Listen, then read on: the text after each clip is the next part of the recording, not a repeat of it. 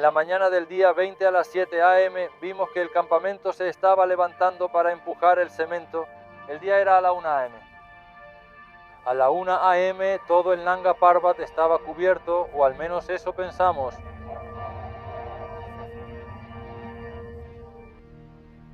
El 25 de enero de 2018, el viento azotaba el Nanga Parbat mientras dos alpinistas subían en la oscuridad. Entonces uno se detuvo. El hielo cubría sus ojos, parpadeó fuerte y se frotó la cara con una mano enguantada, presionando el hielo en la piel. Nada se despejó. Se volvió hacia su compañero, su voz temblando mientras el viento se tragaba sus palabras. «Eli, no puedo ver». El tiempo se desaceleró, los guantes se endurecieron. Estaban a millas de cualquier rescate, solos, en la oscuridad, a más de 26,000 pies en la zona de la muerte. Eli se quedó ahí mientras el frío atravesaba sus guantes y el tiempo se desvanecía. Si se quedaba, podía arriesgarse a morir junto a él. Si se iba, podría sobrevivir, pero se iría sola. De la obsesión por una cima a la ceguera instantánea por la nieve. Esta es la increíble historia de cómo una meta puede volverse mortal en un instante. Bienvenido a lo extremo.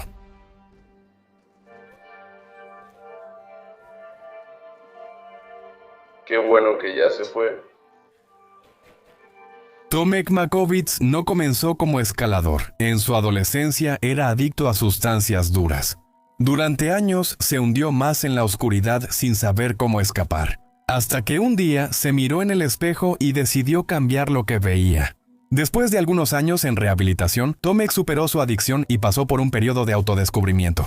Compró un yate y navegó por los lagos de Misuria en Polonia. Poco tiempo después reservó un vuelo a la India, donde pasó 6 meses enseñando inglés a niños afectados por la lepra. Fue durante este tiempo en Asia cuando vio por primera vez el imponente Himalaya, que más tarde se convertiría en su pasión y obsesión. Tomek subió picos menores del Himalaya por su pasión. En 2008 realizó su primera expedición real de alpinismo junto a Marek Klonovsky, viajando al Monte Logan, la montaña más alta de Canadá. Pero había un detalle, querían hacerlo en invierno. Pronto, Tomek verá que en la montaña la vida es completamente silenciosa. Tu pasado, tu futuro, solo eres tú y la montaña, y el dolor de sobrevivir. Un dolor que ya no tenía que adormecer y quizás sentirse más vivo que nunca antes. Tomek y su compañero Merrick no tenían mucho dinero, pero eso nunca los detuvo. Compraron la mayoría de su equipo usado. Durante 6 semanas subieron y bajaron cumbres, cruzando el desierto helado con temperaturas de hasta 49 grados Fahrenheit. Pero en esta cima aislada, el frío es solo el comienzo. El Monte Logan es una de las mayores cumbres de las montañas Saint Elias, conocidas por su clima violento e impredecible. Las ventiscas pueden surgir de repente y atrapar a los escaladores durante días o semanas en nieve total y sin visibilidad. Mientras Tomek y Merrick comenzaban su travesía, tormentas intensas azotaban las montañas a medida que ascendían. Cayeron enormes cantidades de nieve y enfrentaron vientos con fuerza de huracán que podían destrozar las tiendas de campaña y hacerlas rodar cuesta abajo por las laderas heladas. Además, enfrentaron lo que debió parecer una oscuridad constante. La tenue luz de sus linternas frontales los guiaba a través del complejo laberinto del Monte Logan. En esos momentos, Tomek se sentía vivo. Fue una experiencia cruda y única. Una visión rara del mundo. Cada paso lo acercaba a su objetivo. Era una lucha contra millas de nieve, hielo, pendientes empinadas e incluso profundas grietas. Pero él lo aceptaba.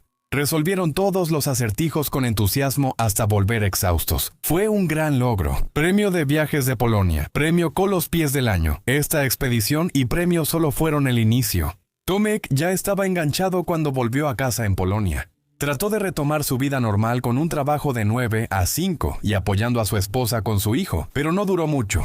Pronto sintió ganas de moverse y planeó una nueva aventura para escapar del aburrimiento y sentirse vivo otra vez. Esto lo llevó a enfrentarse a otra montaña peligrosa. Un año después de su primera expedición, ascendió solo el Kantengri, una cima de 23,000 pies en la cordillera Tian Shan, Asia Central. El éxito de superar un desafío tan peligroso en esta solitaria aventura aumentó la confianza de Tomek 10 veces. Se veía a sí mismo como un alpinista decidido y capaz, y solo hay un lugar para una persona así, el Himalaya. Aquí Tomek vio por primera vez el Nanga Parbat, una cima tan peligrosa que muchos la llamaban la montaña asesina. La mayoría de los alpinistas veía el Nanga Parbat como advertencia, pero Tomek lo sentía familiar, su nueva obsesión. Sin embargo, el deseo de grandeza a menudo tiene un gran costo, como descubriría en un pequeño desvío en este tren del caos. Cada semana en Patreon comparto un video exclusivo, un análisis profundo o una historia personal que no publico en YouTube. Únete a la comunidad extrema en Patreon para ir detrás de cámaras conmigo. Nos vemos ahí. En 2010, Tomek y su amigo Merrick Klonowski afrontaron su mayor desafío. Decidieron que querían ser los primeros humanos en escalar sus laderas heladas en pleno invierno. Pero esto no solo se consideraba peligroso en la comunidad de alpinismo. Lo llamaban un error del que la gente no regresaba, y Tomek sabía eso en el Nanga Parbat en invierno. Los errores no enseñan lecciones, terminan con vidas. Tomek enfrentó esto de frente al intentar grabar su nombre en la historia, pero su motivación iba más allá del logro personal. Quería mostrar que cualquiera podía escalar montañas y que las cumbres eran para todos. Él trató de demostrar que incluso aquellos que alguna vez lucharon con adicciones aún podían hacer algo positivo con sus vidas. Cuando Tomek empezó a prepararse para la expedición, tuvo que superar varios obstáculos menores antes siquiera de llegar a la montaña. Él no tenía patrocinadores importantes y ciertamente no provenía de una familia adinerada, así que él y Merrick necesitaban intentar ahorrar dinero donde pudieran. Usaron cuerdas agrícolas compradas en línea con descuento, y él instalaba turbinas eólicas como trabajo extra para escalar el Nanga Parbat. Hoy en día, solo el permiso puede costar hasta $4,000 por persona. Además, pagó vuelos, semanas de provisiones, comida y el resto de su equipo para mantenerse abrigado en la montaña. Estos obstáculos eran menores para Tomek, pues sabía que el verdadero reto era la montaña al pisar Nanga Parbat a finales de 2010. Planeaba llegar a la cima con una estrategia alpina ligera, es decir, sin sherpas y con pocos suministros. Era un estilo que dependía de la autosuficiencia. Lo que muchos veían como más peligroso era su decisión de escalar sin oxígeno suplementario. Pero hacer esto era increíblemente arriesgado, ya que mientras más alto escalaba, más estrés ponía en su cuerpo debido a los niveles más bajos de oxígeno. Esto hace que tu corazón, pulmones y sangre trabajen más, causando dolores de cabeza, mareos, fatiga y, en casos graves, condiciones potencialmente mortales. Después de todo, esta era una de las montañas más peligrosas del mundo. Pero eso fue lo que intrigó a Tomek y Merrick y dieron lo mejor de sí mismos. Subieron por la ruta Kingshofer, enfrentando todo lo que la montaña les lanzaba mientras ascendían. Vientos abrasadores aullaban detrás y la nieve cubría el suelo rocoso. La temperatura descendió a impresionantes 45 grados Fahrenheit. Con este tipo de clima, cualquier piel expuesta se congelaría al instante. Cada paso era una lucha contra los elementos, y cualquier distracción podía tener graves consecuencias. Tomek y Merrick debían estar siempre alertas a las avalanchas, frecuentes en la montaña en invierno. Esta escalada no es para débiles, las ventiscas eran incontrolables. Todo lo difícil de la escalada normal aquí se intensificó. Imagina temperaturas tan bajas que tu piel se congela al instante, vientos tan fuertes que podrían levantarte y nieve que amenaza con causar una avalancha masiva. Hicieron su mejor esfuerzo para llegar a la cima, pero el destino no los favoreció. Decidieron regresar poco después de superar los 18,000 pies. Las condiciones climáticas y riesgo de avalanchas los superaron. De seguir, habrían arriesgado la vida. Para la mayoría de los alpinistas, esto habría sido un alivio. Para Tomek fue como un rechazo, pero ganaron una valiosa experiencia en una de las montañas más peligrosas del mundo. Y la buena noticia era que nadie más la había coronado. Su objetivo de ser los primeros seguía en pie durante la temporada 2011-2012. Merrick se unió a Tomek una vez más. La motivación para llegar a la cima era tan alta como siempre. Se cruzaron con Simon Morrow y Denis Urubko, quienes intentaban el mismo objetivo. Ahora Tomek veía una competencia, su obsesión estaba creciendo y el fuego dentro de él ardía. Ese año, las condiciones en la ruta Kingshofer fueron imposibles. Todos se dieron la vuelta tras avanzar poco en la montaña, pero esta vez alcanzaron 21,600 pies. La competencia aumentó. La temporada 2012-2013 marcó una nueva era en Nanga Parbat, con más expediciones buscando el primer ascenso invernal. Hubo 4 expediciones, 2 por cada lado de la montaña. Pero una vez más, la historia se repitió, esta vez a 24,278 pies. Cada intento cuesta más dinero y más agotamiento, y trae más competencia, lo que significa que Tomek tuvo que intentarlo la siguiente temporada. El invierno 2013-2014 los quebró. Tomek, Merrick y el equipo polaco pasaron casi 90 días atrapados en el campamento base en la cara RuPaul, esperando a que pasaran las tormentas y avalanchas que no cedían. Simone Morrow y Denise Arubko estaban con algunos conocidos y compartieron la montaña con otro equipo fuerte. Sobrevivieron el invierno hasta el último día, cuando una avalancha los obligó a retirarse juntos.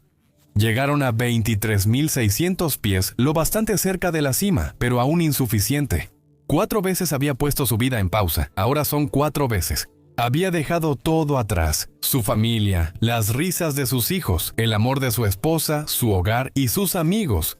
Todo pasó a segundo plano detrás de la montaña. Con los años, muchos alpinistas se preguntaron por qué seguía regresando al Nanga Parbat en invierno. Quizá la respuesta estaba frente a sus ojos. Tal vez era porque había fallado tantas veces. Lo que buscaba en esa montaña siempre lo llamaba de regreso. Cada invierno volvía como un boomerang. Muchos del pueblo lo recibían cada temporada. Tomek y Merrick se quedaron sin dinero y vendieron todas sus cosas, incluso el equipo de invierno, para pagar el boleto de regreso a casa. En otra ocasión intentó quedarse en Pakistán después de la expedición y conseguir un trabajo para pagar su boleto de avión. En su quinto intento de escalar la montaña asesina, Tomek se unió a la alpinista francesa Elisabeth Rivol. Durante la temporada de 2014 a 2015, la pareja soportó uno de los años más fríos en la montaña mientras ascendían lentamente por la cara de Amir. En 2008, Elisabeth ascendió en solitario el Broad Peak, Gasherbrum 1 y Gasherbrum 2 en 16 días sin oxígeno suplementario. Ella también estuvo en el Nanga Parbat la temporada pasada, pero no buscó la montaña como él. Empacaron sus cosas y una vez más subieron a la montaña. Cada paso que daban hacia arriba hacía que todo fuera mucho más peligroso. No es que solo estuviera un poco más empinada, era como si la montaña estuviera tratando activamente de detenerlos. Luego se enfrentaron a la cara de RuPaul, una pared única de roca y hielo de 15.000 pies. Más allá de esto, cada pendiente por encima, alrededor y debajo de ellos amenazaba con desatar una avalancha enorme. La nieve era inestable y el frío tan extremo que sus manos y pies se entumecían incluso con ropa abrigada. Contra todo pronóstico continuaron escalando, alcanzando más de 25.000 pies. Esto era, Tomek lo sentía. Este año finalmente podrían llegar a la cima por primera vez. Estaba tan cerca, solo necesitaban escalar unos pocos miles de pies más. Su corazón latía con fuerza mientras se impulsaba hacia arriba, exhausto pero lleno de esperanza. Casi podía saborear la victoria, pero entonces sus sueños se hicieron trizas una vez más. La nieve ligera pronto se volvió una ventisca que redujo la visibilidad a pocos pies. El viento frente a ellos aumentó, amenazando con arrancarlo de su cuerda de seguridad. En ese momento sabían que tenían que rendirse. Con el corazón roto y en peligro, Tomek y Elisabeth dieron la vuelta. En teoría, ese año fue una gran victoria para Tomek, porque llegó a un punto mucho más alto en el Nanga Parbat de lo que jamás había logrado antes. Era su mejor marca hasta entonces. De hecho, fue la mayor altura que alguien había alcanzado desde que Zbigniew Trimuel lideró a un equipo polaco hasta esa misma altura casi 20 años antes. Pero acercarse solo hizo que el fracaso doliera más. Tomek estaba a punto de alcanzar la gloria. Estuvo tan cerca esa vez que casi podía saborearlo. Al año siguiente solo pensaba en volver a la montaña para terminar lo iniciado, pero la montaña no esperó. Simone Morrow y su equipo fueron los primeros en alcanzar la cima en febrero de 2016. Tomek miró desde abajo cómo otra persona alcanzaba ese sueño por el que él tanto luchaba. Ver a alguien más llegar y arrebatarle eso debe haber sido devastador. La montaña que amaba le seguía impidiendo llegar a la cima, aunque permitió que otro grupo de alpinistas alcanzara su imponente cumbre. Tomek debió haberse sentido engañado. Le había dado todo al Nanga Parbat y aún así fracasó. Pero había un pequeño lado positivo. Al menos sabía que era posible llegar a la cima en invierno. Lo que todos pensaron que lo rompería solo lo impulsó más en caso de que hubiera perdido la esperanza. Después de 5 intentos fallidos esa temporada, se unió nuevamente a Elisabeth durante su expedición de 2016 a 2017. El clima era brutal. Avanzaron entre vientos helados hasta encontrar una pared a 25.000 pies. En ese momento, Tomek sintió verdadero miedo en la montaña por primera vez, ya que las condiciones se habían vuelto casi de ceguera total por la nieve. Cuando le preguntaron qué los hizo regresar, Tomek dijo que recuerda haber mirado el rostro de Eli y ver un miedo genuino en su cara helada.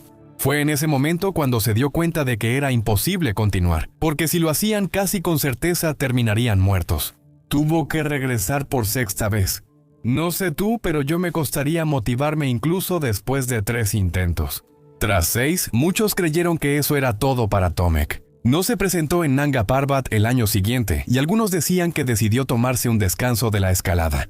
Pero se estaba preparando para un gran intento el año siguiente, y así Tomek regresó a los Himalayas por última vez. Cuando llegó en diciembre de 2017, el aire ya era fresco y la espesa nieve invernal cubría la montaña como una enorme manta blanca. Para muchos alpinistas era una pesadilla, pero Tomek se sentía en casa. Elizabeth se unió a él una vez más y juntos se prepararon para enfrentarse al Nanga Parbat por tercera vez, más motivados que nunca. ¿Serán el segundo grupo en lograr un ascenso invernal de la montaña asesina? La historia de Elizabeth Raval se unió a la de Tomek para la última escalada. Elizabeth no estaba motivada por la cima, sino por la responsabilidad, la colaboración y la creencia de que podía ayudarlo a regresar con vida. Ella veía en Tomek un espíritu libre, alguien que comprendía el atractivo místico de estos picos colosales. Su ambición de escalar el Nanga Parbat en invierno sin oxígeno los unió fuertemente. Una vez más, estaban preparados para darlo todo con tal de alcanzar la cima. Después de semanas de aclimatarse en la montaña y de hablar sobre la ruta más segura a través de la nieve espesa y el terreno helado, las cosas pintaban bien para los alpinistas. Enfrentaron frío extremo, fuertes vientos y terreno difícil. Escalaron en estilo alpino, llevando su propio equipo, armando campamentos mínimos y priorizando velocidad y autosuficiencia. Este método es más rápido pero también más riesgoso.